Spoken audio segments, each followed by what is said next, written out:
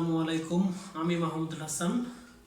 আপনারা দেখছেন হাসানিয়ান take YouTube channel. এটা আমার নতুন চ্যানেল, আমি নতুন ব্লগার। তো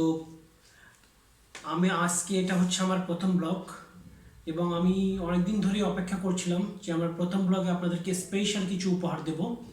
তো সেই দৃষ্টিকোণ থেকে সেটা বিবেচনা করে আমি স্পেশাল কিছু আপনাদের জন্য হাজির করার চেষ্টা করেছি। আশা করি আপনাদের সবাই ভালো লাগবে। ভিডিওটা শুরু করার আগে ভিডিওর উদ্দেশ্যটা আপনাদেরকে বলে নিই।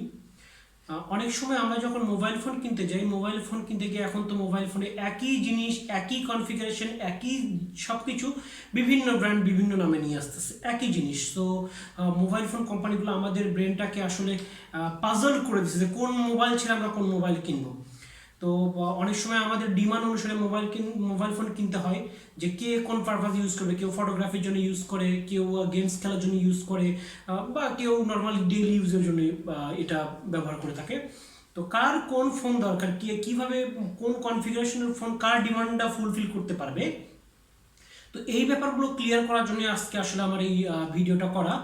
তো আশা করি এই ভিডিওটা আপনাদের ভালো লাগবে।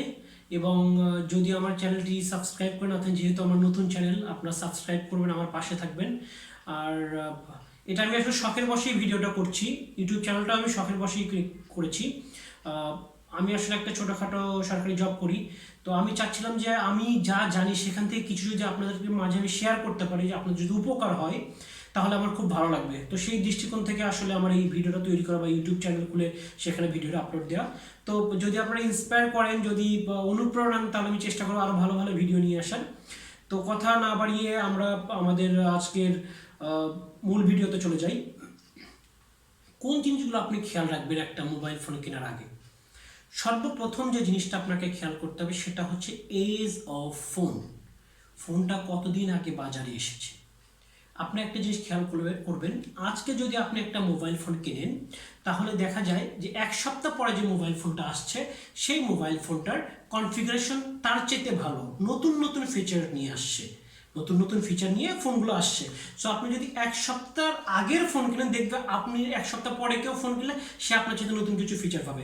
এই জন্য সবসময় খেয়াল রাখবেন আপডেটেড ফোন, অর্থাৎ নতুন যে ফোনটা বাজারে আসছে, দুইটা একটা রিভিউ হয়েছে বা দুই একজন ব্যবহার করছে, এরকম দুইটা একটা রিভিউ দেখে ভালো লাগলে আপনি ফোনটা, অথবা আপনার যে কনফিগারেশন, এই ভিডিও দেখার পর আপনার যে অভিজ্ঞতাটুকু হবে, যে জ্ঞানটুকু আপনি লব্ধ করবেন, সেই জ্ঞানকে কাজে লাগায় নতুন একটা ফোন বাজারে আসলেই সেই ফোনটা আপনি নিয়ে নিতে পারেন। অবশ্যই আপডেটেড ফোন নেওয়ার চেষ্টা করবেন। দ্বিতীয়ত আমরা আসছি চিপসেট। চিপসেট কি? চিপসেট হচ্ছে এটা প্রসেসরের একটা অংশ। তো এখানে আমরা বিভিন্ন ধরনের চিপসেট দেখতে পাই, যেরকম MediaTek Helio, Exynos, Qualcomm Snapdragon, অ্যাপলের যেটা আছে বায়োনিক চিপসেট।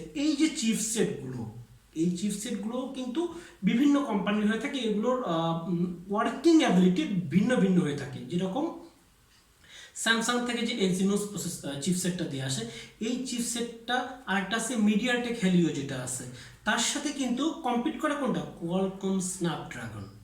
সবসময় চেষ্টা করুন, কারণ মিডিয়াটেক হেলিও এবং এক্সিনোসের চাইতে কোয়ালকম স্ন্যাপড্রাগনের চিপসেটগুলো ভালো এবং এদের পারফরমেন্সও ভালো।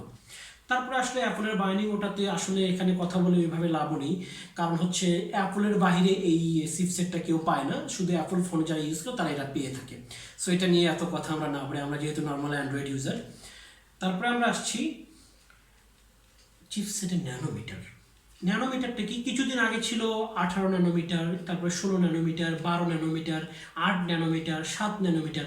আপনি যত কম ন্যানোমিটারের চিপসেট যুক্ত ফোন কিনবেন, সেই ফোনের প্রসেসিং ক্ষমতা তত বেশি হবে। যেরকম বর্তমানে 8 ন্যানোমিটার বা 7 ন্যানোমিটারের ফোন আসে, এগুলোর কিন্তু প্রসেসিং ক্ষমতা 18 ন্যানোমিটারের ফোনের চাইতে বেশি হবে। তারপরে আসি আমরা প্রসেসরের কথা। প্রসেসর কি? ডুয়াল কোর, কোয়াড কোর এবং অক্টা কোর। ডুয়াল মানে কি? 2, কোয়াড মানে কি? 4, অক্টা মানে কি? 8। এই যে অক্টা কোর প্রসেসর, এটার প্রসেসরের কোর থাকে কয়টা? 8টা। এরা 8 দিক থেকে প্রসেস করে। সো ডুয়াল কোর এবং কোয়াড কোর, যেটা 2 কোর এবং 4 কোর, এদের চেয়ে নিশ্চয়ই 8 কোরে যেটা হবে সেটা তো প্রসেসিং ক্ষমতা মাস্ট বেশি হবে। এই জিনিসটা মাথায় রাখবেন একটু। তারপর ক্লক স্পিড, প্রসেসরের একটা অংশ, এটা প্রসেসিং ক্ষমতা। সেটা হচ্ছে কি?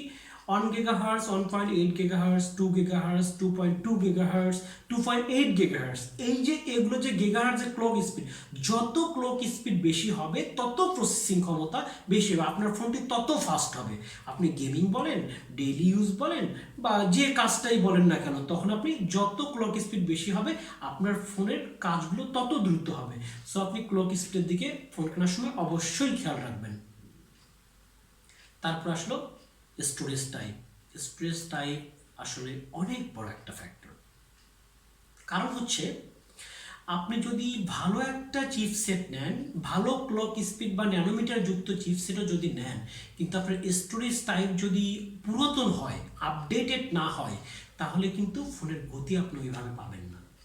কারণ হচ্ছে এই স্টোরেজ টাইপের উপরেও কিন্তু ফোনের গতি নির্ভর করে। যেরকম eMMC 4.5, eMMC 5.1, তারপরে আমরা আসলো কি UFS 2, UFS 2.1, UFS 3.0, UFS 3.1, এই যে আপডেটেড ভার্সন eMMC 4.5 এর চাইতে UFS 3.1 এর গতি অনেক বেশি।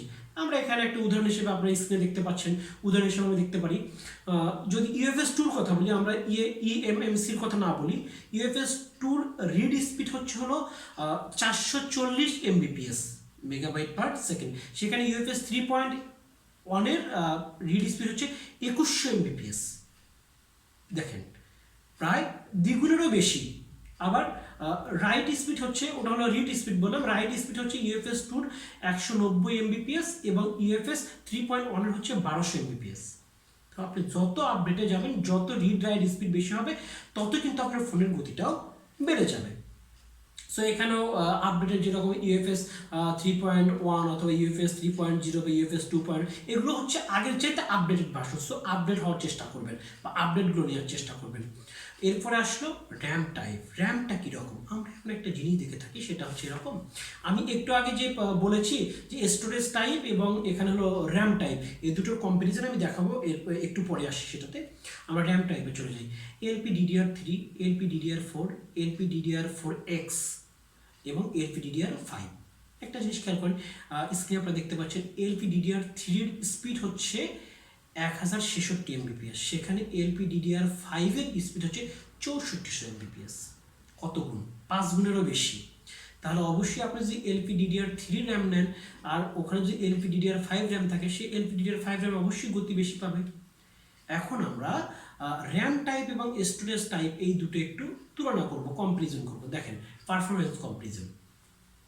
ফর এক্সাম্পল, আপনি LPDDR3 র্যাম নিলেন, LPDDR3 র্যাম নিলেন, যেটার স্পিড হচ্ছে 1066 Mbps এবং আপনার ফোনটা হচ্ছে 8GB র্যাম, র্যামটা হচ্ছে 8GB। তাহলে আপনি কত গতি পাবেন? 8GB ইন্টু 166 Mbps সমান 8528 Mbps আপনি গতি পাবেন। এটা কিন্তু 8GB র্যামে আপনি পাচ্ছেন। এখন আমরা 4GB র্যামের একটা ফোনে যাব, যেটাতে LPDDR5 র্যাম আছে। কোন টাইপের র্যাম আছে? LPDDR5। আগেরটাতে ছিল LPDDR3 এবং র্যাম ছিল 8GB। এখন আমরা দেখব LPDDR5, যেটা আগেরটা চাইতে আপডেটেড ভার্সন, এবং এটা র্যাম হচ্ছে 4GB। কোনটার গতি? 8GBর গতি বেশি নাকি 4GBর গতি বেশি? এখানে কি হচ্ছে, LPDDR যে 5 আছে এটার স্পিড হচ্ছে 6400 Mbps এবং র্যাম যদি 4GB হয়, তাহলে 4GB ইন্টু 64 Mbps সমান 25600 Mbps। আগেরটা আপনি 8GB র্যাম, সেখানে গতি পেলেন মাত্র 8528 Mbps, কিন্তু আপনি এখানে এসে 4GB র্যামে পাচ্ছেন 25600 Mbps। That's the difference LPDDR3 আর LPDDR5। আপনাকে একটা চায়না কোম্পানি LPDDR3 টাইপের র্যাম 8GB র্যাম দিয়ে আপনাকে ছেড়ে দিল, আপনি কিন্তু গতি পাবেন না। যে 4GB আছে অথচ LPDDR5 আছে, সে কিন্তু আপনার সাথে গতি বেশি পাবে। আপনার 8GB হলেও আপনি 4GBর সাথে গতিতে পারছেন না। তো এই ব্যাপারটা একটু মাথায় রাখবেন। এখন আমরা চলে আসি ক্যামেরা প্রেমীদের কথায়। ক্যামেরায় আমাদের বিভিন্ন ধরনের সেন্সর ব্যবহার করা, যেরকম সনির সেন্সর, স্যামসাংয়ের সেন্সর আছে, কালেজির সেন্সর আছে, কোডাকের সেন্সর আছে। এই যে সেন্সর, আমরা এগুলো আসলে সনির সেন্সর সবসময় আমরা ভালো বলে থাকি। কালেজিস একসময় নোকিয়া কালেজিসের সেন্সর ইউজ করতো, তারপরে মোটরোলার কিছু ফোন ছিল, কোডাক, আমি একটা ফোন ইউজ করেছিলাম, আমি একটু পরে সেটা দেখাবো। যে আসলে সেন্সরের উপরেও কিন্তু ছবির মান নির্ভর করে। সেন্সরের উপরেও ছবির মান নির্ভর করে। সো এই ব্যাপারটা অবশ্যই আপনাকে খেয়াল রাখতে হবে, যত ভালো সেন্সর নেবেন তত ভালো ছবি আপনি পাবেন। কোন সেন্সর ব্যবহার করছে, সনির সেন্সর অবশ্যই ভালো, কোডাকের সেন্সরও ভালো, এগুলো আসলে মোটামুটি ভালো মানের সেন্সর। তবে সনির সেন্সরটা সবচেয়ে ভালো আর কি, সবাই বাজারে চলছে বা সবাই এটাকে ভালোই বলছে, বিভিন্ন রিভিউয়ার তারা ভালোই বলছে এটাকে। এরপরে আমরা যাব, এই যে আমি যেটা বলতে চাচ্ছিলাম, আপনারা একটা দেখতে পাচ্ছেন নোকিয়া ফোন, যেটাকে কার্লেজি সেন্সর ব্যবহার করা ছিল, ওখানে লেখাই থাকতো কার্লেজিস। এবং এই পাশে যে মোটোরোলা ফোনটা দেখতে পাচ্ছেন, মোটো জিনি 5, এটা হচ্ছিল কোডাকের, সরাসরি কোডাকের ক্যামেরা। এই ফোনটা আমি ইউজ করেছিলাম, অনলি 5 মেগাপিক্সেল ক্যামেরা।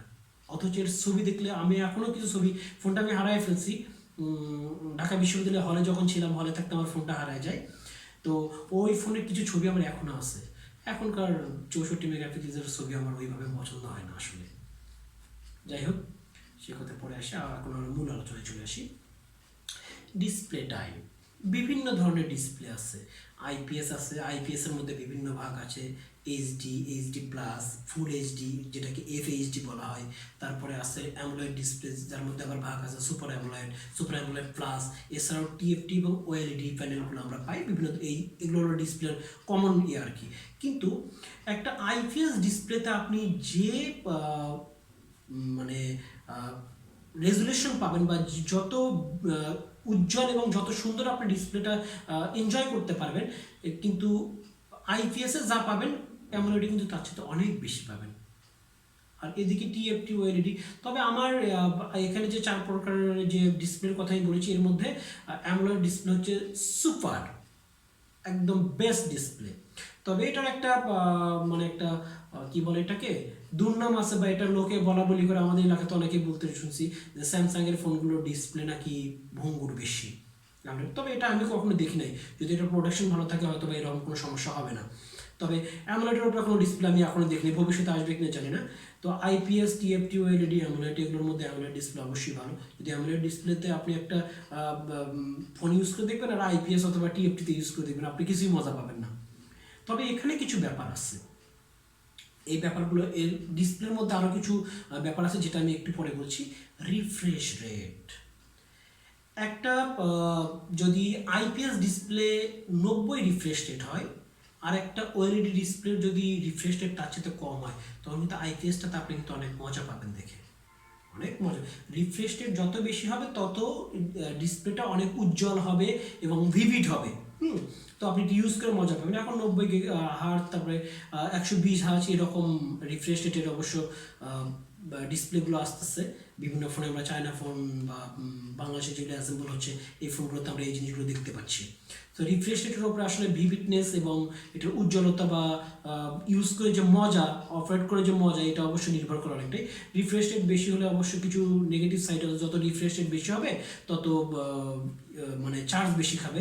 অন্যদিকে অ্যামোলেডের, যদি এখানে একটা কথা বলে রাখি আপনাদের, যে যদি আপনি একটা আইপিএস ডিসপ্লে নেন যেটা 90 হার্জ আছে রিফ্রেশ রেট, কিন্তু আপনি যদি কম রিফ্রেশ রেটের একটা অ্যামোলেড ডিসপ্লে নেন, আপনি কিন্তু অ্যামোলেডে অনেক মজা পাবেন। যতই আইপিএস এর রিফ্রেশ রেট বেশি থাকুক, আপনি কিন্তু ওই মজাটা, মানে অ্যামোলেডে যে মজাটা পেয়েছেন ওই মজাটা কিন্তু আপনি ওখানে গিয়ে পাবেন না। এখন আমরা আসি গ্লাস প্রোটেকশনের ব্যাপারে।